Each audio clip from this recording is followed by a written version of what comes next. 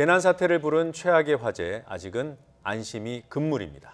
현재까지 확인된 피해 상황부터 진화 전망까지 전문가 두 분 모시고 이야기 이어가 보도록 하겠습니다. 국립방재원장을 지내신 정상만 공주대학교 교수, 김동현 전주대 소방안전공학과 교수 자리하셨습니다. 어서 오십시오. 어서 오십시오. 안녕하세요. 자, 정 교수님, 이렇게 빨리 번진 산불이 있었습니까? 우리가 이제 산불이 났을 때 이제 세 가지를 따지게 되죠. 예. 기후는 어떤가? 네. 뭐 날씨죠. 네. 그다음에 지형은 어떤 상태인가? 네. 그다음에 연료, 다시 말해서 주변에 우리가 침엽수라든지 나무가 어떤 상태인가? 이렇게 예. 세 가지를 따지는데 네. 우리가 뭐 지금까지 얘기했듯이 기후는 최악이었고 예, 바람이 세니까. 바람이 너무 셌으니까요. 네. 뭐 지형도 똑같지 않습니까? 우리가 서쪽에서 가서 동쪽으로 가면서 산이 있으니까 바람이 세어졌다가 그 센 게 동쪽으로까지 가니까 가장 또 어려운 부분이고 네. 뭐 연료, 나무도 뭐 우리가 한 세 번 정도의 그 산불에서 얘기했습니다만 사실 나무도 좀 갈아줘야 되거든 장기적으로. 산불에 강한 나무로. 수종 개량을 해야 된다. 예, 선진 외국에서는 많이 하고 있죠. 네. 그런 부분에 나중에 우리 얘기할 수 있겠습니다만 그런 부분 세 가지가 최악으로 겹쳐서 이런 문제가 발생했다 이렇게 봅니다. 이렇게 빠른 속도로 번진 산불은 예전엔 없었다는 건가요? 가장 가까운 거는 여러분들 잘 아시겠지만 낙산사 산불이 2005년. 2005년도에 있었고요. 또 그 이후로 2년 주기로 큰 산불들이 많이 일어났었는데 네. 중요한 거는 시기적으로나 장소적으로 이 강원도 지역의 산불이 한 대형 산불의 한 80%를 차지를 한다는 데 있습니다. 네. 이 대형 산불이라는 기준이 뭔가요? 산림청에서는 면적 기준으로 하는데요. 네. 100헥타르 이상이면 대형 산불로 하는데 과거 90년대하고 2000년대 초반 때는 30헥타르 이상만 돼도 네. 대형 산불로 했는데 이게 점차 기상 변화라든지 산림이 우거지면서 이게 100헥타르로 좀 느린 그런 경향도 있습니다. 예. 정 교수님, 이 면적 기준으로 이제 산불의 규모를 지금 정한다고 하셨는데, 판단한다고 했는데, 피해 상황도 고려해야 되는 거 아닙니까? 사실 뭐 김 교수님 말씀하신 대로 이제 원칙적으로는 우리 얼마나 크게 났느냐를 이제 기준으로 삼기는 합니다. 네. 그렇지만 지금 이제 말씀하신 대로 사망이 얼마나 있고 시설이 어느 정도 파괴되느냐 네. 이걸 따지면 이제 사망이 가장 중요한 부분이죠. 예. 그래도 우리는 다른 선진국들의 산불에 비해서는 사망 사고가 적은 폭입니다. 네. 그러니까 지금 뭐 도심 시가지나 네. 인가 쪽으로 산불이 많이 번지면 피해가 커질 것이고요. 네, 네. 그러니까 이번에는 어느 정도 피해가 컸던 겁니까? 보통 일반적으로 산불이 나면 제실자라 피난하시는 분들이 많이 사망이나 이렇게 이르게 되는데 과거에는 논밭두렁 소각하시는 노인분들께서 불이 났기 때문에 본인이 진화를 하다가 예. 이제 호흡 곤란으로 사망하신 경우도 있었고요. 네. 이번처럼 대피하는 중에 도로 위에서 사망한 사례는 첫 사례가 되겠습니다. 아, 그래요. 네. 이번에 난 산불의 원인을 저희가 얘기를 안 해볼 수가 없을 것 같은데 한전은 변압기도 개폐기도 아니다 이렇게 얘기를 했습니다. 어떻게 보셨습니까? 네, 뭐 정확한 것은 이제 우리가 조사 결과에서 네. 나오겠지만 실질적으로 이제 변압기는 없었기 때문에 우리가 뭐 제외될 수 있는 부분이고. 예. 그다음에 이제 개폐기도 사실 안에 진공 상태로 돼 있고 좀 그럴 개연성은 적다고 봅니다. 그래서 이제 두 가지 보지 않습니까? 개폐기와 전선 사이에서 발생했냐, 네. 또는 전선 자체 단락에서 발생을 했냐, 이 두 가지 정도에서 접근되지 않을까 이렇게 생각을 합니다. 보통 이게 뭐 나뭇가지 같은 것들이 날아와서 전선하고 스파크를 일으키는 일들이 평소에도 있긴 있습니까?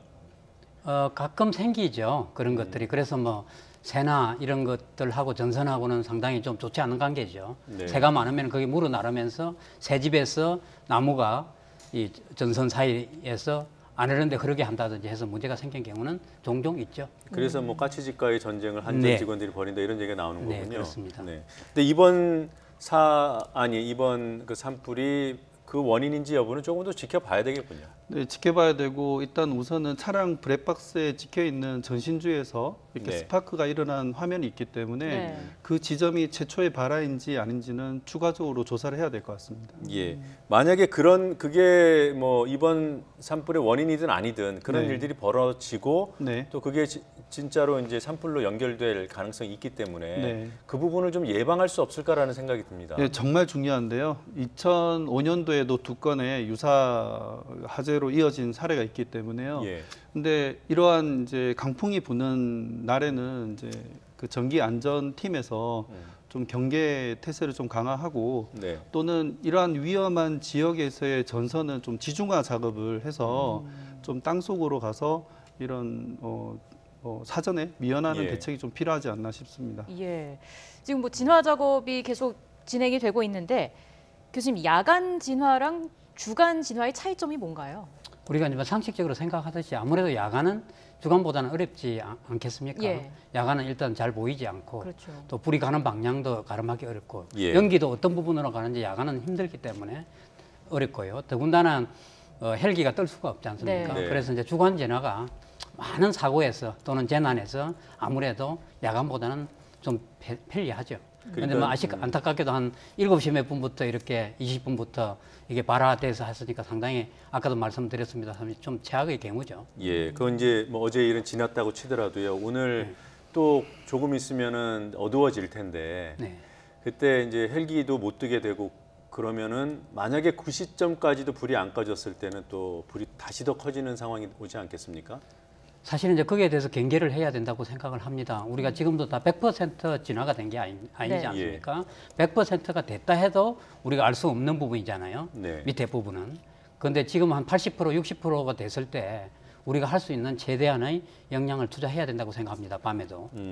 예. 어떤 게 있는 거죠? 계속 지켜야 되는 것이죠. 우리가 물을 뿌릴 수 있는 곳은 뿌리고 네. 우리가 이제 보통 그 진화가 거의 다 됐다고 생각하고 나갔을 때 문제가 늘 발생하거든요. 네. 경계하고 지켜보고 있을 때는 그런 부분이 좀 약하죠. 왜냐하면 빨리 끌 수 있으니까. 예.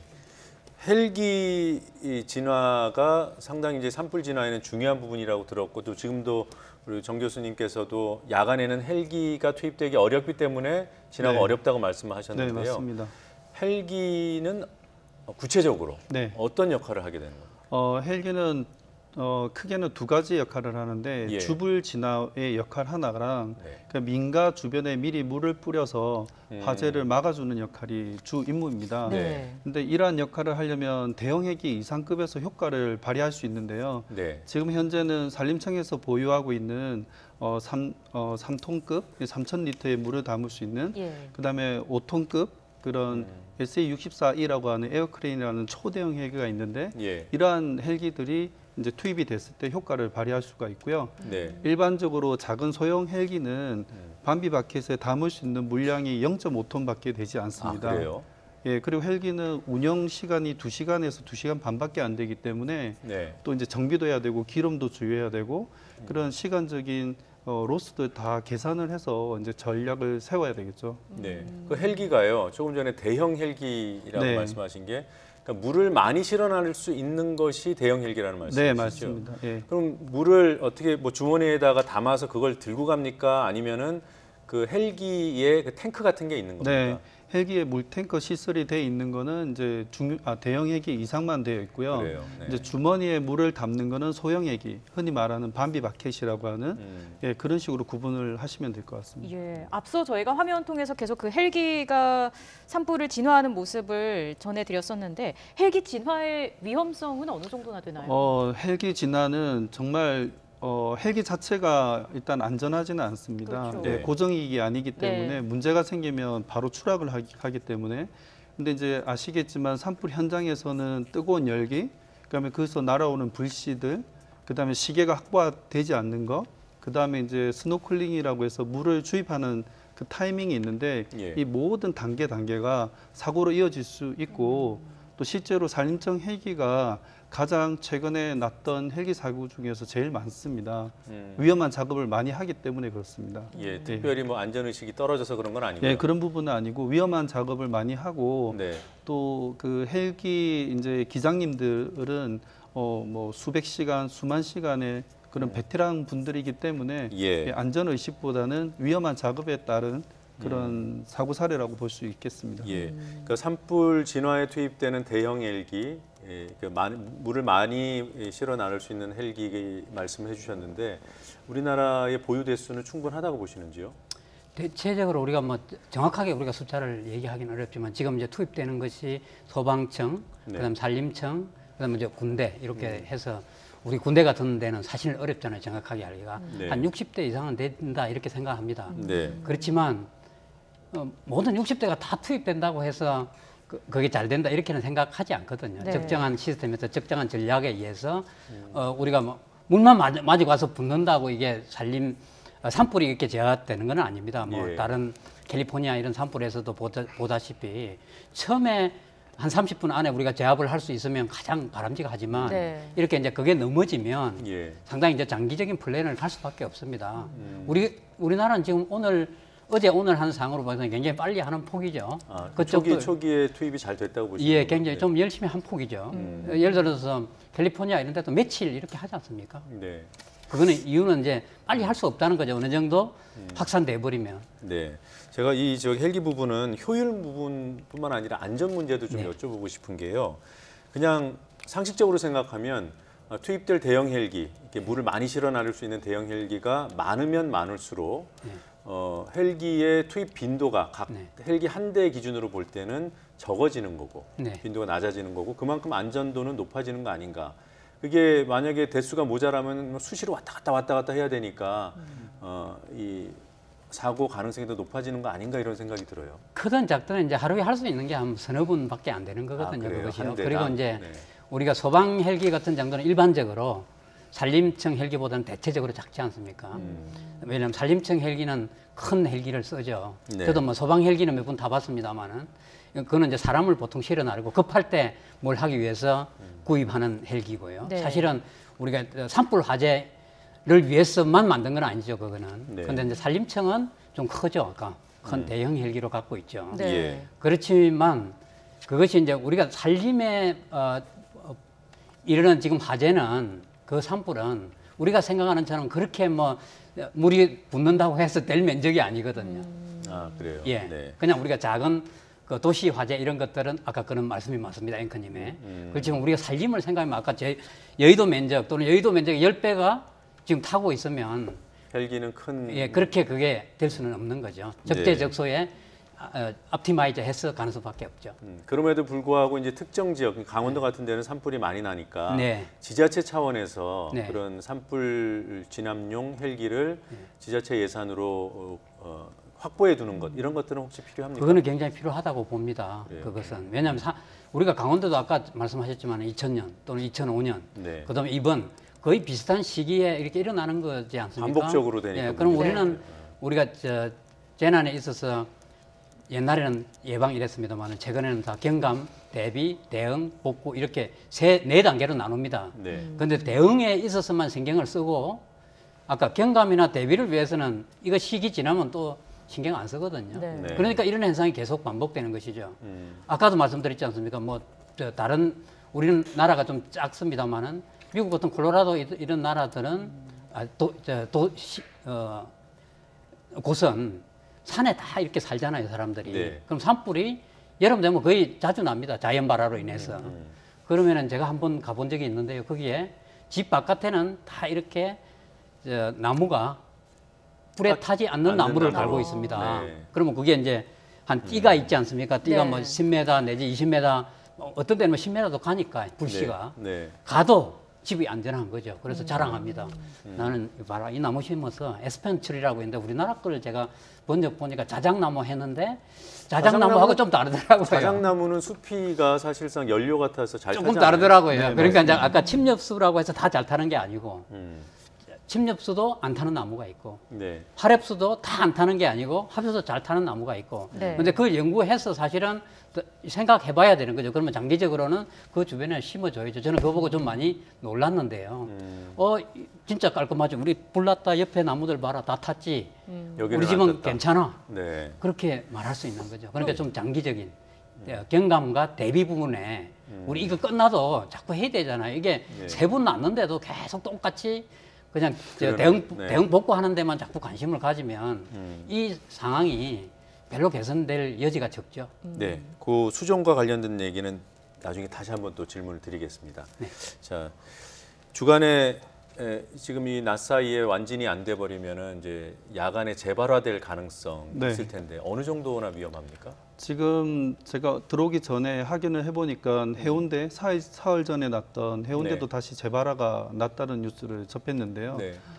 이렇게 주불이 진화가 돼도 네. 이 잔불은 400도씨 이상의 온도를 24시간 이상 유지를 합니다. 네. 네. 그래서 최소한 눈에 보이는 하염이 보이지 않더라도 그 화재 경계선 끝라인에는 하루 이상은 잔불 감시를 꼭 해야 될 필요가 있습니다. 지금 화면에 나오는 저는 하얀 연기가 나는 지역은 어떻습니까? 저게 불이 끝났다고 볼 수 없는 건가요? 아니면 저기 그냥 수증기가 나오는 겁니까? 지금 저 부분은 지금 낮이라서 화선이 보이지 않을 뿐이지 이제 밤이 되면은 벌겋게 타고 있을 겁니다. 아, 그래요. 또 하나는 이제 보통 훈소 연소라고 하는데요. 네. 화염은 없고 계속 타고 있는 거는 연기만 나는 거. 이제 담배 같이 네. 그러한 훈소 화재가 계속 이어지다가 바람이 이렇게 공기가 투입이 되면 다시 불길로 이제 이어지는 그런 양상을 띠게 됩니다. 예, 재발화 가능성에 대해서 그냥 감시하는 것 외에 또 어떤 대처가 필요할까요?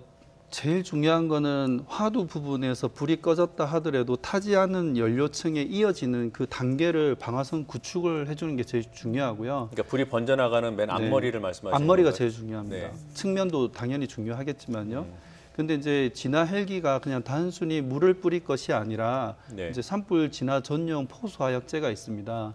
이게 한 3배 정도의 더 효과를 가지고 있고 그다음에 오랫동안 그 물을 이렇게 가둬놓는 효과가 있기 때문에 그냥 단순히 물만 뿌리지 말고 예. 포수화약제를 같이 겸용해서 뿌리게 되면 네. 장시간 동안 이제 좀 더 화재를 더 억제하는 효과가 있습니다. 그 생소한 용어라서 제가 잘 못 들었는데 뭐라고? 이제 거품포 해서 포로 하는 소화약제라고 합니다. 아, 소화 약제. 포소화약제. 네. 네. 미국에서는 널리 이용되고 있습니다. 한국에도 충분히 보유하고 네, 있나요? 보유하고 있습니다.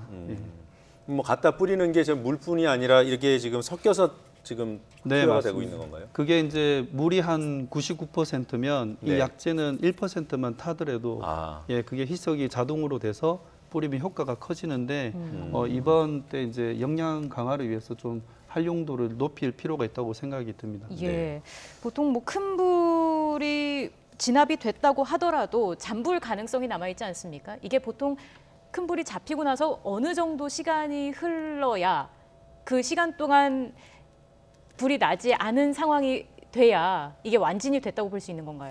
대체적으로 우리가 연기가 아까 나고 있는 것은 거의 불이 있는 거거든요. 네. 그래서 이제 완전히 꺼져났다고 생각하고 거의 하루를 잡습니다. 24시간. 24시간 네. 정도를. 제가 요번 산불을 보면서 이게 이제 강원도고 군부대가 있는 지역일 수 있잖아요. 그러면 거기에 이제 뭐 부대 쪽으로 만약에 불이 번지면 뭐 탄약고도 있을 수 있고 또 시가지에는 주유소 또 LPG 탱크들 이런 것들이 좀 우려가 되던데 이런 이제 방제 활동을 할 때 그런 대형 폭파 가능성이 있는 시설은 가장 먼저 뭐 대처를 한다든가 이런 매뉴얼이 있습니까? 매뉴얼 부분은 상당히 있다고 봅니다. 매뉴얼은 우리가 이제 뭐 표준 매뉴얼이 있고 그다음에 실행 매뉴얼이 있고 행동 매뉴얼 이렇게 세 가지로 나눕니다. 네. 그런데 이제 군대 같은 경우에는 이 탄약고 이런 거는 다 그래도 흙 안에 있지 않습니까? 우리 산소처럼 만들어서 안에 있죠. 이런 데 대비해서. 네. 그래서 이제 이런 부분이 있고요. 그다음에 이제 사실 좀 위험한 곳은 말씀하신 이제 LPG라든지 이제 이런 주유소 이런 것들이 있지 않습니까? 순간밖에 어떻게 처리할 수밖에 없는 예. 부분이 이제 약간 맹점이죠. 네. 그런데 이제 우리가 이제 많은 신경을 표준 매뉴얼이라든지 실행 매뉴얼에 신경을 많이 쓰고 매뉴얼이 없지는 않습니다. 우리나라는 풍부한 매뉴얼을 갖고 있는 나라입니다. 네. 그런데 행동 매뉴얼에 얼마나 우리가 신경을 쓰나? 행동 매뉴얼이라 하면 그냥 평소에 한 반쪽짜리 또는 한 장을 기억하고 있다가 실질적으로 움직여줘야 되는 거거든요. 그게 훈련과 연습이 되지 않는 한 힘든 겁니다.